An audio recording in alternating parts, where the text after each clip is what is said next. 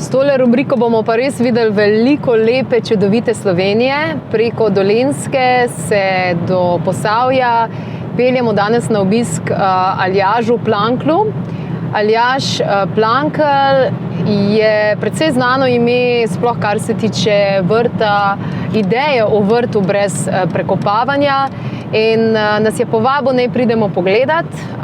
Predvsem se nekako najbolj veselim njegovega gozdnega vrta in tega, kar je ustvaril sam na svoji posesti, glede na to, da je pomagal marsikateremu že pri tem, da je uredil, ustvaril neke trajne nasade.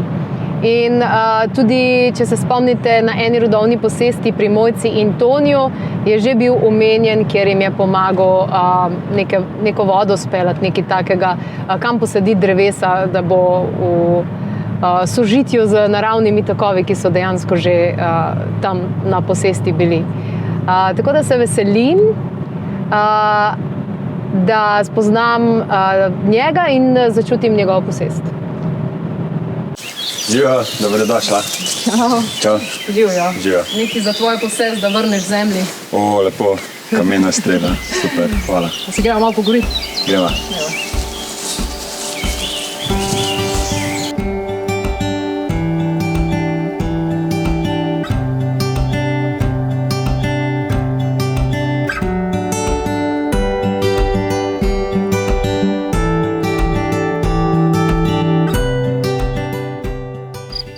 Aljaž, v resnici je lepo biti v družbi nekoga, ki je neko svojo pot, neko poslanstvo že kar precej hitro ugotovil.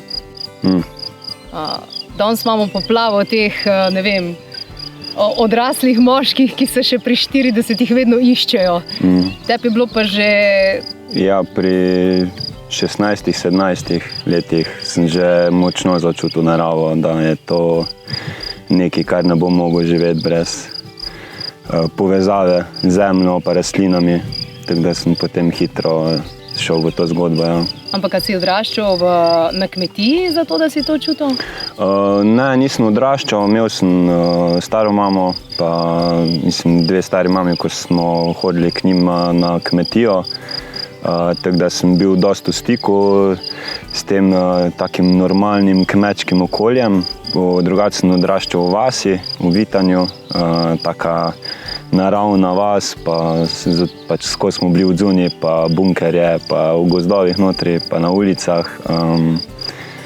Drugače pa ja, me je pol poklicalo med srednjo šolo, ko sem malo tako ugotovil, da mi ne paše ta mestno okolje, knjige, učenje in me je začela narava vedno bolj spet vabiti nazaj.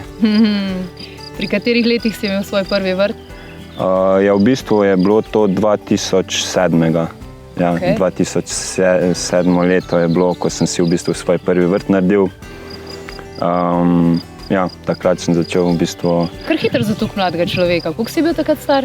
To je bilo, mislim, da 19, ja, nekaj takega. Wow.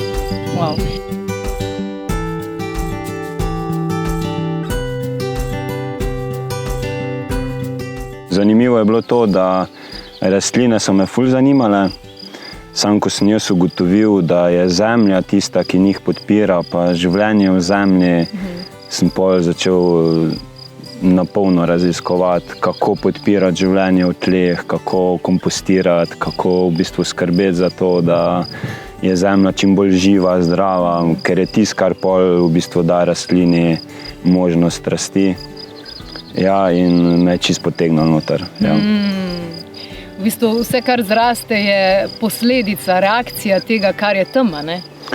Ja, mislim, itak je od sonca vse odvisno, ne? Če sonce mrkne, smo gotovi. Tako da rastline so v bistvu tiste prve, ki pretvarjajo sončno energijo v neko materijo, ne? Tako da so ful carice in v bistvu one od sonca marsikaj dobijo. Sam, če pa ni te podpore, ne samo neke zemlje kot zemlje, ampak zemlja, da ima notri dovolj zraka, da ima dovolj vode, da so mikroorganizmi notri, potem pač ne bo tako dobro uspevala, ker je to vse povezano potem. Rastlina, soncem daje mikroorganizmim hrano, oni dajo nazaj rastlini in ni toliko od MPK-ja odvisno, no? Kakor od sonca, od rastlin pa zemlje.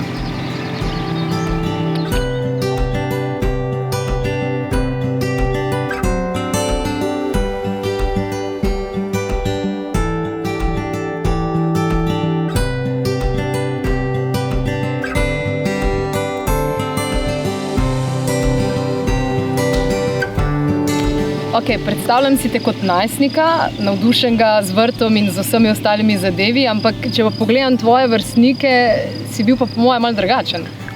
Čist.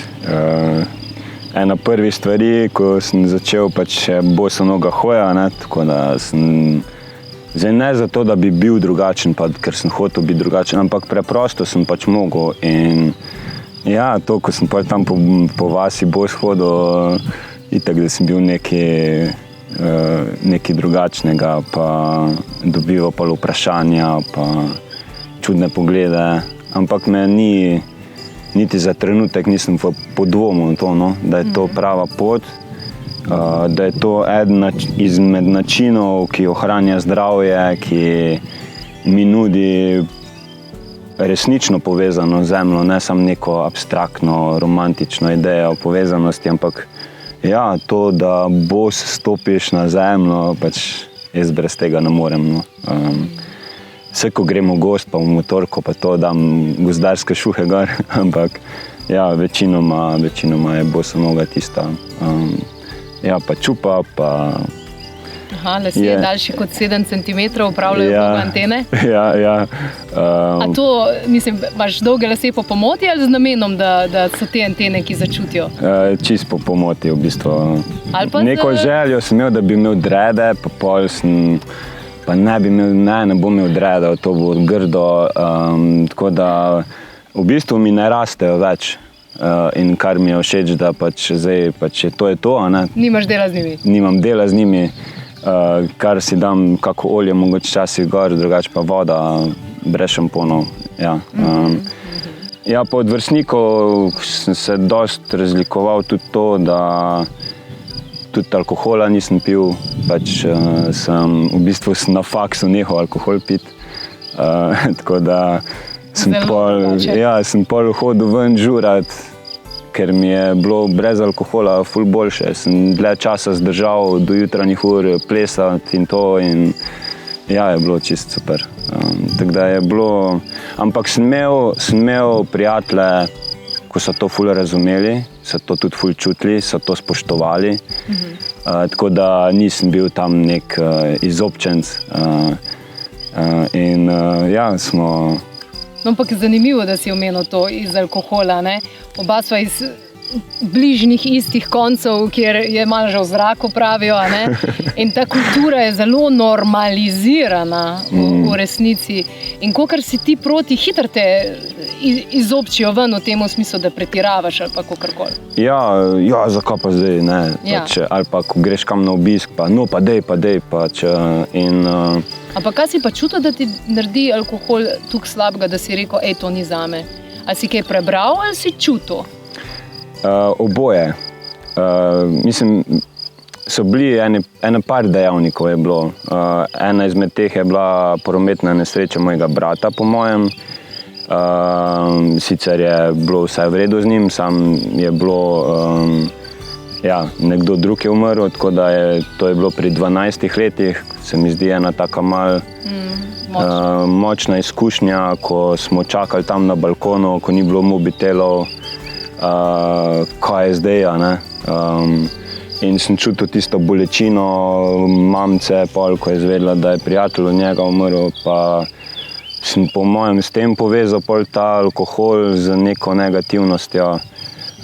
Pol so bile knjige, ki sem jih bral tudi v osnovni šoli o Indijancih in v bistvu je notri prikazano, pa skozi v bistvu 6 takih knjig je bilo zelo dobro opisano, kako je v bistvu ravno alkohol bil tisti, ki je marsikerega poglavarja pač pol naredil iz njega neracionalnega človeka in so zaradi tega plemena propadala in tako. Tako da to je bilo. Pa ja, dejansko mi nikoli ni bil okus všeč. Mislim, jaz sem se mogel vedno siliti, da sem tista 2-3 pira spil. Pol mi je že tako ni bilo vina, sploh ne maram. Edino, kar mi je bilo, so bile kakšne žgane pijače, Smrekovc. Ja, če že kaj spijem, je tako po zimi kakšna medica, tisti se mi časi zalušta, ampak da bi pa, ja, pa ta megla v glavi, no, pač. Ampak ni zanimivo, da večina ljudi živi z meglo v glavi, pa niti ne ve, da obstaja življenje brez megle v glavi? Ja, meni je ful všeč to, da si v bistvu trezen. V bistvu treznost je za mene tisti vrhunec, no. Neko osnovno stanje v resnici, ali? Osnovno stanje, ko ti omogoča povezanost, omogoča ti kreativnost, omogoča ti, da dobro lahko opazuješ, pa reagiraš na stvari, omogoča ti hitre odločitve.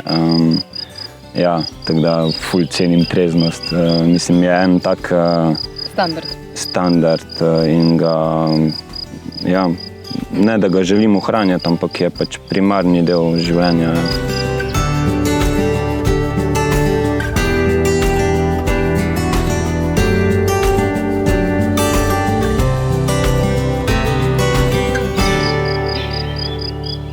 Aljaž, Slovenija je tebe prepoznala in spoznala predvsem zaradi tvoje zgodbe o vrtu brez prekopavanja, ki je marsikomu dala misel, kva pa jaz že delam, zakaj pa svojo energijo razmetavam za brez veze. Ja.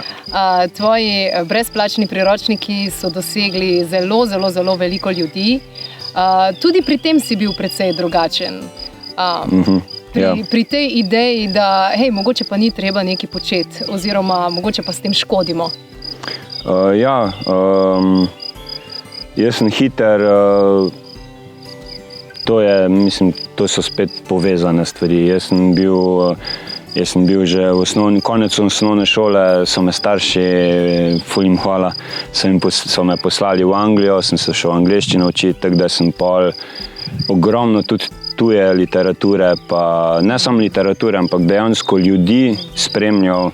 In to so bili starejši, ko so v bistvu skozi določene prakse ugotovili, da marsikaj ni treba. In jaz sem na začetku vrtnarjenja ful v bistvu težil, pa pač solil pamet, ker ko nimaš izkušenj, še ne veš točno kako pa kaj. Tako da sem mogoče na začetku malo preveč solil pamet tistim, ko bi se lahko od njih ful naučil. Ampak sem vedel, da nekaj boljšega je lahko mi za zemljo ful boljše poskrbimo. Tako da sem šel skozi en tak... Dobro, si bil precej mlad. Ja. Že v osnovi so te po moje vsi gledali, kva bo zdaj ta mulj tlele meni govoril. Ja. Tako da je bilo 3-4 leta, sem se ful lovil, sem ful raziskoval, sem ful bral, se učil, delal napake, mi ni dobro raslo. Pol pa je začelo klikati, pol so se pa začele stvari zelo povezovati in takrat sem tako močno potrebo začutil, da to delim, da to znanje predam ljudem, zato da ne bojo rabili tople vode odkrivati. In ja, je stvar zelo, zelo zrasla, tako zelo nepričakovano, koliko je to dejansko zdaj normalno že. Tako ko malo na internetu pa to... Folka zdaj to isto pamet soli naprej, ne? Ja, lastna izkušnja je neprecenljiva.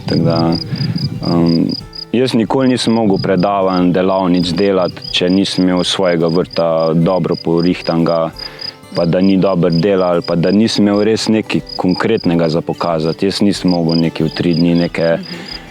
Se pravi prizemljeno. Ja, dosti je tega, pač slišiš nekaj, pa pol naprej govoriš. Jaz sem mogel vedno sprobati, pa šele pol govoriti naprej. In sem pol tudi predaval, pa delal delavnice res na te osnove, se pravi na kompostiranje, vrt brez prekopavanja, kako poskrbeti za zemljo brez prekopavanja, pa potem kako sadike vzgajati.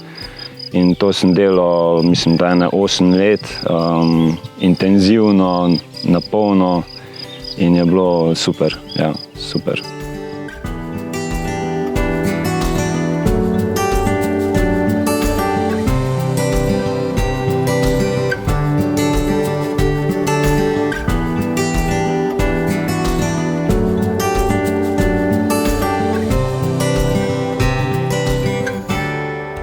Slovenija je ena velika ekovas v potencialu. Je bila in spet bo. Mava vrt brez prekopavanja, mava lipo, mava hrast, živali v prihajanju. Sam še manjka ena žena pa 5 otrok. Tako je, to je pa zdaj naslednja zgodba. Ja, toliko sem bil drugim stvarem posvečen, da ja, v svojem času. Me kliče. Ja. Narava hoče biti gost. In zato, ko mi zemljo prekopljemo, ali pa tudi, če ustvarimo vrt brez prekopavanja, bomo hitro videli lahko že dreveščka, pa plevele, ker narava hoče biti gost. In če si mi naredimo prevelik vrt, bo narava vzela nazaj, mi ne bomo zmogli tega in nam bo dol padlo. In bo celotna površina potem neurejena, neproduktivna. Če pa si ti narediš manjši vrt, jaz rečem, začni na vrtu, ki je velik toliko, kolikor je tvoja postelja velika.